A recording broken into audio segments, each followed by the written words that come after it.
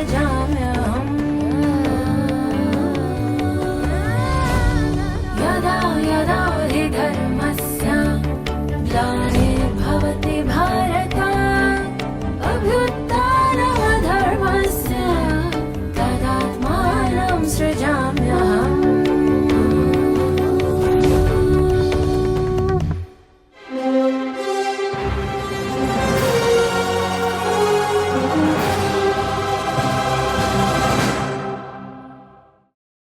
வணக்கம். ஓம் சாந்தி. ஸ்ரீமத் பகவத்கீதா சுயம் பகவானுவாச்ச. ஒரு விலை மதிப்பற்ற இந்த பகவானுவாச்ச என்ற மகா வாக்கியத்தோடு தொடங்கக்கூடிய ஒரே தர்மசாஸ்திரமாகும். இந்த கீதையின் மகிமை சொல்லடங்காதது. அப்படி இருக்கும் பொழுது இந்த கீதையை கடைபிடித்து அதை நாம் தொடர்ந்து நம் வாழ்க்கையில் பின்பற்றும் பொழுது நமக்குள் ஏற்படும் மாற்றம் மிகவும் அதிசயகரமானதாக இருக்கும். இந்த கீதையின் தொடக்கமே என்ன என்றால், மகாபாரத போர் நடப்பதற்காக எல்லா தயாரிகளும் ஏற்பட்டு இரு பக்கத்தவரும் தயாராக நிற்கின்றனர். அப்பொழுது அங்கு கௌரவ சேனையும் பாண்டவ சேனையும் எதிரெதிரே நிற்கின்றனர். அங்கு அர்ஜுனன் அந்த நேரத்தில் அவர்களுக்கு மத்தியில் போய் என்ன கூறுகிறான், அங்கு என்ன நடக்கிறது என்பதோடு இந்த கீதையின் தொடக்கம் ஏற்படுகிறது. திருதராஷ்டிரன் கண்ணில்லாத குருடன் என்று காட்டப்பட்டுள்ளது. அதாவது திருதராஷ்டிரன் அதாவது குருடன் என்றால் 2 கண் இருந்தும் விவேகம் இல்லாத ஒரு ராஜாவாகி விட்டானவன். அவனுடைய புத்திரர்கள் தவறு செய்கிறார்கள் என்று தெரிந்தும் இந்த கண்ணை மூடிக்கொண்டு தானே வெற்றி பெற வேண்டும், தனக்கே எல்லாம் கிடைக்க வேண்டும் என்ற ஒரு பேராசையோடு அந்த திருதராஷ்டிர ராஜா காட்டப்பட்டுள்ளான். இந்த போரில் அவன் கண் இல்லாததால் அவன் சஞ்சயன் மூலமாக என்ன நடக்கிறது என்று தெரிந்து கொள்ள விரும்புகிறான். அப்பொழுது கீதையின் தொடக்கம் முதல் அத்தியாயத்தில் எங்குமே பகவானுவாச்ச என்பது இல்லை. அதில் ஃபர்ஸ்ட் என்ன கேட்கிறான் என்றால், சஞ்சயனிடம் திருதராஷ்டிரன் பேசுகிறான். என்ன கேட்கிறான் என்றால், அந்த ஸ்லோகத்தை இப்ப நம்ம பார்ப்போம்.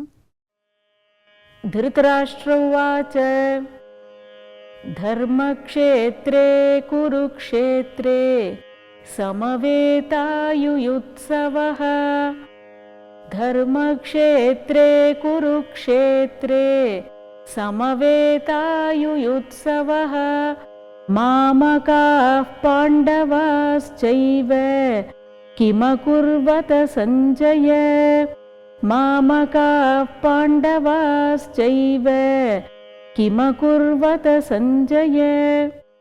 சஞ்சயனிடம் திருதராஷ்டிரன் கேட்கிறான், தர்மக்ஷேத்ரே குருக்ஷேத்ரே, குருக்ஷேத்திரம் என்னும் இந்த தர்மக்ஷேத்திரத்தில் சமவேதா யுயுத்சவஹா, யுத்தத்திற்காக தயாராக நிற்கும் இந்த போர் வீரர்கள், அதில் மாமகாக பாண்டவாஸ் செய்வ, என்னுடைய மகன்களும் பாண்டு புத்திரர்களும் இப்பொழுது என்ன செய்தார்கள் அப்படின்னு சஞ்சயனிடம் திருதராஷ்டிரன் கேட்கிறான். ஏனால் சஞ்சயனுக்கு திவ்ய புத்தி இருப்பதாக காட்டப்பட்டுள்ளது. அவன் ஒரே இடத்தில் அமர்ந்தே அங்கு குருக்ஷேத்திரத்தில் என்ன நடக்கிறது என்று தன்னுடைய திவ்ய ஞான கண்ணால் பார்த்து திருதராஷ்டிரனுக்கு விவரிக்கிறான். இதை நாம் இன்னொரு விதமாக இப்பொழுது நாம் பார்க்க தொடங்கினால், தர்மக்ஷேத்ரே குருக்ஷேத்ரே, இதை கொஞ்சம் மாத்தி நம்ம இப்ப புரிஞ்சுக்கலாம். அப்படின்னாக்க, க்ஷேத்ரே க்ஷேத்ரே தர்மம் குரு, அதாவது அவரவர்களுக்குன்னு விதிக்கப்பட்ட அந்த துறை இருக்கு இல்லையா, அந்த க்ஷேத்திரத்துல நாம் நம்முடைய கடமையை சரிவர செய்ய வேண்டும். இதை நமக்கு இந்த கீதை என்ன கூறுகிறது என்றுதான் நாம் தினமும் பார்க்க போகிறோம். எங்கு எத்தனை அக்ஷோகினி சேனை எத்தனை பேரோடு சண்டையிட்டது என்பது நமக்கு உடனே இப்பொழுது தெரிந்து கொள்ள விருப்பமில்லை. ஆனால் நாம் அதிலிருந்து நமக்கு என்ன கிடைக்கிறது? அப்போ தர்மக்ஷேத்ரே இந்த தர்மக்ஷேத்திரமாக இந்த இருந்த குருக்ஷேத்திரத்துல அப்படின்னாக்க மனிதனுடைய ஒவ்வொரு மனமுமே இன்று குருக்ஷேத்திரமாகி விட்டது. ஒன்று, க்ஷேத்ரே க்ஷேத்ரே தர்மம் குரு அப்படின்னு அதோடைய முதல் அர்த்தம் நாம் எடுத்துக்கலாம். ஒரு தாய் தாயாகவும், மகன் மகனாகவும், தகப்பன் தகப்பனாகவும், ஒரு தோழன் தோழனாகவும் அவரவர்களுக்கு என்று விதிக்கப்பட்ட அந்த வட்டத்துக்குள் இருந்து தன்னுடைய கடமைகளை சரிவர நாம் செய்ய வேண்டும். இதுவே நாம் இந்த ஒரு விஷயத்தை புரிஞ்சுக்கிட்டாலே இந்த கீதையை நாம் இன்றிலிருந்தே பின்பற்ற தொடங்கலாம். அவங்களுக்கு அப்படின்னு கொடுக்கப்பட்ட துறையில நான் என்னுடைய கடமையை நான் எவ்வாறு சரிவர செய்ய வேண்டும். அப்போ இந்த தர்மக்ஷேத்திரம், தர்மம் அப்படின்னா என்ன அப்படின்னா உச்சிதமான கர்மங்களை செய்வது தர்மம் அப்படின்னு சொல்லலாம். இன்னொன்னு தராய இதி தர்மஹா, உயர்ந்த கர்மங்களை செய்வதுதான் தர்மம். திருதி அப்படின்னாலே உயர்ந்த கர்மங்கள். அப்போ இந்த உயர்ந்த கர்மங்களை நாம் எப்படி செய்யணும் அப்படிங்கிறத கீதை நமக்கு தினம் தினம் சொல்லி கொடுக்கிறது. அப்போ தர்மம்னா இந்த ஜாதி மத பேதம் அதை பற்றி இங்க நாம பேசல, அதோடைய பொருள் அப்படி இல்லை. தர்மம் அப்படின்னாலே அந்த அவங்களுக்கு உச்சிதமா எது கொடுக்கப்பட்டிருக்கோ அதை பின்பற்றுவதுதான் அவரவர்களுடைய தர்மம். அப்போ இந்த ஒரு வட்டத்துக்குள்ள இருந்து நான் என்னுடைய கர்மங்களை செய்யும் பொழுதே என்னுடைய பல விஷயங்கள், என்னுடைய கர்மங்கள் சரியாக தொடங்குது. அப்போ இந்த கர்ம க்ஷேத்திரம் இப்ப நாம இதோடு மட்டும் இல்ல, இன்னும் நாம என்ன சிந்திக்கணும் அப்படின்னாக்க, இன்று மனிதனுடைய மனம் குருக்ஷேத்திரமாக ஏன் மாறியது? இந்த துக்கம் இந்த போர்க்களமாக மாறியதற்கான காரணம் என்ன? ஏன்னா தர்மக்ஷேத்திரமாக இருந்ததுதான் குருக்ஷேத்திரமா மாறி இருக்கு அப்படின்னு இதுல புரியுறது. அப்ப நாம் மனித மனம் இவ்வளவு தர்மத்தோடு இருந்த நம்மளுடைய மனமானது இன்று பல குழப்பங்களுக்கு, பலவிதமான பிரமை, குழப்பம், பதட்டம் இதுக்கு ஆளாகி ஒரு மனப்பக்குவம் இழந்து குருக்ஷேத்திர யுத்தமாக போர் புரியக்கூடிய ஒரு இடமாக மாறிக்கிட்டே இருக்கு. ஒவ்வொருடைய மனதிலும் குருக்ஷேத்திரம் இன்று வந்துவிட்டது. இதை பற்றி நாம் சிந்திக்கலாம். ஏன் இப்படி ஒரு நிலைமை, ஏன் இப்படி நாம் ஒரு குருக்ஷேத்திரமாக மாறுவதற்கு ஒரு காரணமாக அமைந்து விட்டோம்? என்ன அதனுடைய காரணம்? அதன் தீர்வு கீதையில பகவான் நமக்கு என்ன கொடுக்கிறார் அப்படிங்கிறத இது நம்ம கொஞ்சம் கொஞ்சமா தெரிஞ்சுக்கணும் கட்டாயமா. சோ இப்ப இன்னொன்னு என்ன அப்படின்னாக்க, மாமகாக பாண்டவாஸ் செய்வ, என்னுடைய மகன் அப்படிங்கிற ஒரு வார்த்தை திருதராஷ்டிரன் போல உயர்ந்த ராஜாவிடமுடைய வாயிலிருந்து வருது. அப்போ நான் வேறு, என்னுடையது வேறு, மற்றவர்கள் வேறு என்று பிரித்து பார்க்க தொடங்கிவிட்டான்.